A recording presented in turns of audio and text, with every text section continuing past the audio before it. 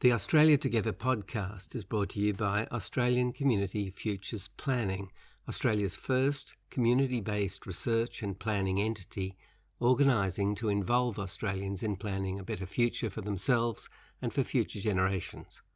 Find out everything about ACFP and how to become involved at www.austcfp.com.au. ACFP acknowledges Aboriginal and Torres Strait Islander peoples as First Australians and recognises their culture, history, diversity and their abiding connection with the land. We pay our respects to Elders past, present and emerging and fully acknowledge that sovereignty has never been ceded. The Australia Together podcast is recorded on the Gadigal lands of the Eora Nation. In February 2023, Australia's Treasurer Jim Chalmers released an essay on the economy called Capitalism After the Crises. A few months before that, he also expressed a desire to have a conversation with the Australian people about how we pay for the services that they need and deserve and have a right to expect.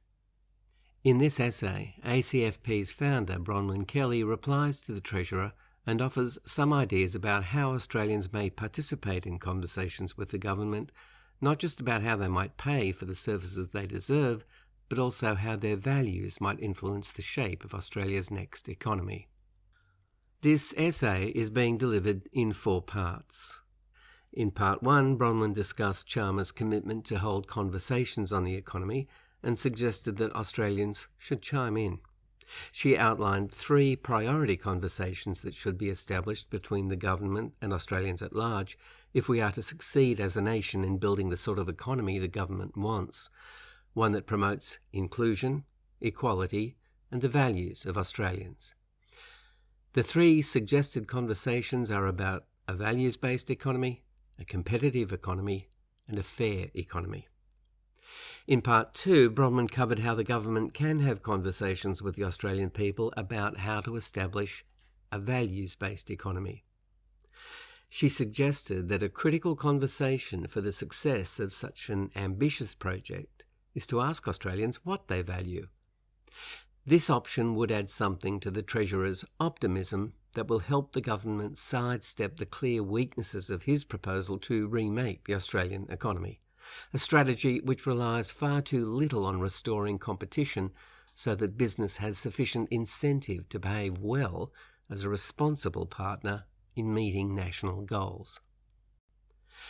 In Part 3 of her talk, Bronwyn looked at how neoliberalism has made Australia's economy less competitive than it needs to be if we are to reverse trends of inequality and exclusion.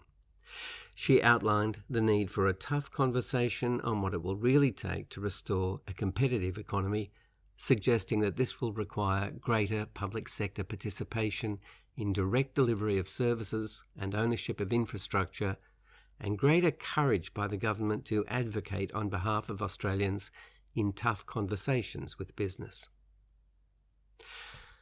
Now, in this final part of her talk, Bronwyn looks at how the government can have conversations with Australians about the principle of fairness in taxation and distribution of national wealth, and how these conversations will be crucial to the government's chances of building the fair and inclusive economy we need. For a full transcript of this talk, visit the ACFP website at www.austcfp.com.au/national-wellbeing-index or follow the link below.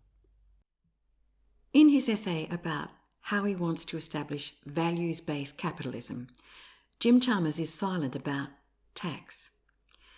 It's clearly a topic which makes his government nervous, particularly because once we start talking about it at all, it becomes clear that business is strictly interested in talking about tax cuts for them and caps on the total revenue raised by taxation of income. The business sector is not interested in fairness in the economy, especially if it might usher in arrangements for fair sharing of the burden and benefits of taxation. Peak business advocacy groups in Australia have campaigned incessantly for a tax to GDP cap and a cap on increases in government spending of 2% per annum. This clamour prevails despite the fact that it makes no sense economically, especially if the goal is economic growth. The taxpayer-funded sector generates a quarter of the nation's GDP, often more. It is the biggest single collective participant in wealth generation, but business has concluded that it should be smaller if our economy is to grow. This defies both logic and the facts of history, which show clearly that in the 20 years to 2012, when government sector per capita spending grew on average by 2.6% per annum, the economy grew on average by 3.4% per annum. But when the government started repeated reductions of spending per capita from 2013 onwards, the economy struggled and grew much more slowly, averaging only 2.5% per annum between 2013 and 2018, before plummeting at the onset of COVID-19.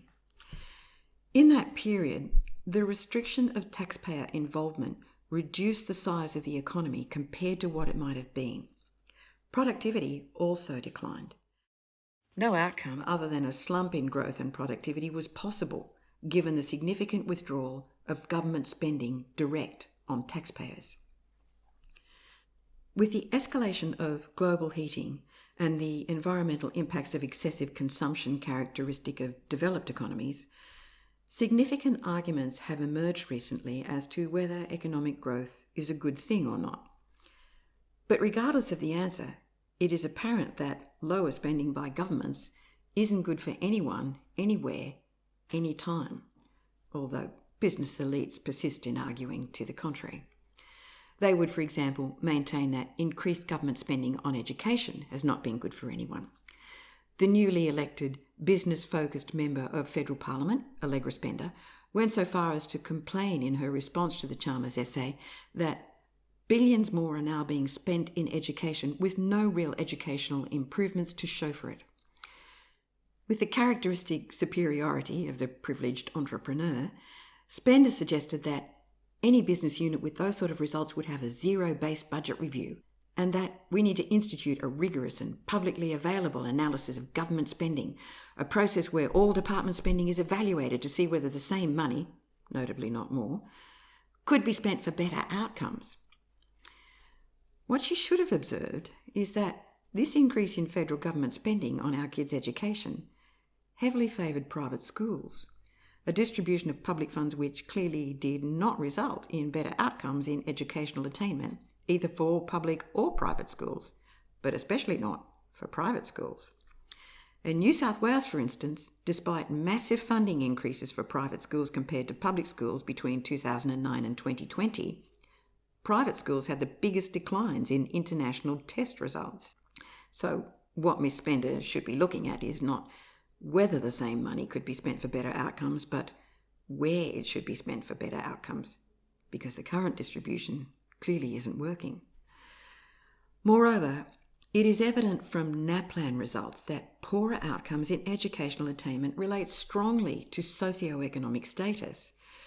Poor kids generally don't do so well at school and do even worse when they're hungry, homeless, Indigenous, living in remote areas, and attending state schools which have insufficient funding because they're getting a meagre share of it compared to private schools.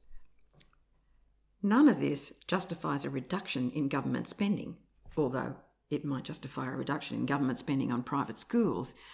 Instead, it justifies a repeal of laws which will usher in the massive tax reductions for wealthy people due in 2024, reductions which will do little to nothing to help the millions of Australians who now live in poverty to break the cycle of their disadvantage. The Stage 3 tax cuts due in 2024 are a severe blow to equality and fairness in taxation. Because of the way the new tax brackets have been structured, we will soon see people on low incomes of $45,000 pay the same marginal tax rate as those earning 4 times as much as they do, an arrangement which might be fair if it were offset by benefits for the poor and/or free access to vital services, particularly in lifelong education, and/or a properly redistributive arrangement for national wealth. Without such offsets, the unfairness that will be embedded by the 3 stages of tax cuts that were legislated in 2018 and 2019 will mean that average total taxes will grow for those at the bottom and average total taxes for those at the top will drop over the next decade. As the Parliamentary Budget Office has shown, in the 10 years to 2029, those earning below $58,000 will be hardest hit by the 3 stages of tax cuts, and those at the top will bear less burden than they ever have before. Doubtless, Dr. Chalmers is fully aware of this impending increase in inequality. But this is perhaps not the main reason he is hoping that the Australian people are up for a serious conversation about how we pay for the services that they need and deserve and have a right to expect. It is more likely that he wants to have a conversation that will encourage people to tolerate higher total taxation to cover the costs of things his government wants to fund, which he cites as health, aged care, the NDIS, defence, and the rising interest costs on the $1 trillion of debt his government has inherited. It's not evident that he wants a conversation about fairness in taxation. The word fair doesn't feature much at all in either his essay or his press statement. Moreover, the conversation he is hoping the Australian people are up for is one in which he says he wants to talk to people like adults rather than with people as adults who are equals. So it's a little too patrician to be characterised as a conversation. We might take it that the government is as trepidatious about a genuine conversation with Australians on this as it is desirous of extricating itself from a tax law they voted for, but which they know will plunge a huge hole in their ability to deliver on election promises and will increase the inequality they say they want to reduce. They know they're wedged, and so they want the conversation, but it seems they can't decide how, when, or with whom they should have it, although they know time is running out. However, if the government is in need of some courage about repealing the 2024 tax cuts, they could do worse than start with a conversation with Australians about the principle of fairness in taxation and distribution of national wealth. Within this sort of conversation, they could lay the ground for an agreement with Australians about the principles by which laws about tax and distribution of national wealth should be developed. In effect, this could be structured as the first, and hopefully not the last, meaningful and mutually respectful conversation with Australians about what they value and how they would prefer to structure an economy to deliver that value. If conducted inclusively and with genuine respect for diversity and equality, such a conversation has the potential to lead to a new type of accord with Australians on wealth, welfare and well-being. This would be different to the sort of accord struck in the 1980s between the Hawke government and trade unions, the Prices and Incomes Accord, in which trade unions agreed on behalf of workers to lower wage claims in exchange for an expansion of the welfare safety net, education and health. Business was not a party to the Prices and Incomes Accord, nor might it be expected that business would respond positively to a new form of economic accord between Australians at large and the government. But this would not affect the potential to establish a national agreement in which Australians and the government commit as equal partners to promoting the economic and social well-being of all Australians. The sort of principles which would underpin an agreement would be likely to be quite simple. They would include commitments by all to equality of opportunity, fair sharing of the burden of raising national wealth, fair and more equitable distribution of national wealth, and acceptance of public responsibility by Australians as a community for those unable to avail themselves of the minimum provisions for a dignified life. With such an agreement in place about the principles of fairness in raising and distributing national wealth, there would be the beginnings of a depoliticised decision framework in which the wisdom of any changes to taxation could be assessed. But in addition to this, were the government to simultaneously opt for a conversation with Australians about what well-being actually means for them, then we would have quite a copious framework in which we could make decisions about the total tax needed, in addition to decisions about the distribution of burden and benefit. If the conversation about tax is not conducted in the context of what constitutes well-being for Australians, and this means current and future well-being, the Treasurer isn't likely to achieve much more than a grudging acceptance by taxpayers that they will be required to foot the bill yet again for whatever services the government is prepared to include in what will probably be dressed up as a well-being budget, but which may not deliver anything like the sort of well-being Australians actually want and need, and which certainly will not deliver it at the lowest long-run cost. By contrast, conversations which start from the point where Australians are asked what they want in terms of well-being now and in the future are far more likely to result in a specification of a standard of living that can be financed with the willing consent of Australians. That would be politically very advantageous for a government. It would also give them access to a level of policy flexibility that they don't enjoy at the moment.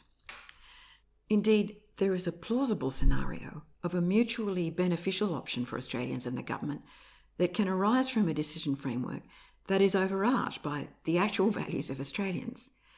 This is an option which would give the government flexibility to keep its 2024 tax cuts and still vastly reduce inequality, especially gender inequality. The option would be quite likely to arise from the process of developing the sort of accord I have spoken of between Australians and the government on wealth, welfare and well-being. It is an option which builds on proposals already made by one of Australia's most respected economists, Professor Ross Garnaut, in his book Reset, which is about how to recover from the COVID-19 pandemic recession and achieve full stable employment with affordable prices. In that analysis, Garnaut proposes the introduction of a social wage, or what he calls an Australian income security. He proposes this for all but the wealthiest Australians, alongside a flattened tax system rather like the one already slated for introduction in 2024. The option is also proposed in Australia's first community-built, long-term national strategic plan, Australia Together.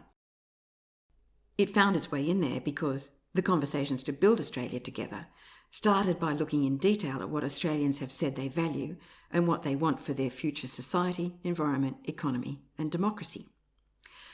A social wage, or what is sometimes called a negative income tax or a universal basic income, is a strategy that has significant capacity to deliver the future Australians want.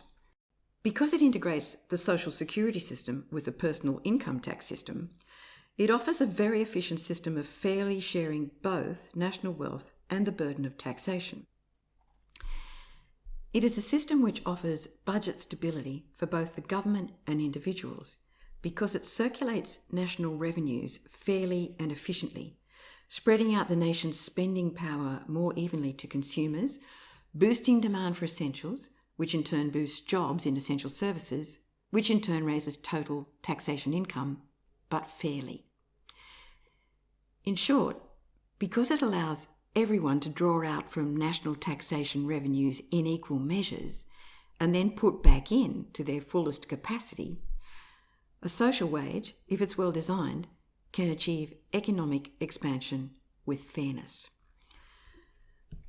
A social wage is not a topic that any Australian government has yet mustered the courage to talk about. Indeed, Jim Chalmers is on record as ridiculing the idea, saying that it would mean dismantling a system that ensures support goes to those who need it most. If it replaced the current system, it would actually increase inequality, not decrease it, by substituting an untargeted system for a targeted one. This, of course, fails to acknowledge the contradiction in his own policies on the Stage 3 tax cuts which will certainly increase inequality and dismantle a system supposed to ensure that support goes to those who need it most. Unless, of course, the tax cuts are implemented alongside a social wage. Chalmers first penned his criticism of a social wage in 2017, before the tax cuts were legislated. So perhaps he will review his position. He has stated in his essay, After the Teachings of Heraclitus, that a man cannot step into the same river twice because it's not the same river and he's not the same man. In 2024, all rivers will certainly be very different to the rivers of 2017. And if in 2024 we are to be lumbered with a flattened tax system that will obviously widen inequality more than any other single policy change in the recent decades, we should be able to consider offsetting that major adverse social impact with policies that restore as much of the equality as we can. The Jim Chalmers who stepped into the river of 2017 thought about a social wage in terms that limited it to only half of what it actually is. He thought of it as a one-way handout of the government's money to the Australian people, rather than as a fairer circulation between Australians of money that is theirs, money they raise, not the government. But with the benefit of a few more years of experience, perhaps the Jim Chalmers of 2023 will be able to put aside his ridicule and converse with Australians as equals in discussions about how the wealth they generate is shared and used. A policy which applies a social wage to all but the richest of Australians would be the single most effective means of compensating for the inequality of the Stage 3 tax cuts.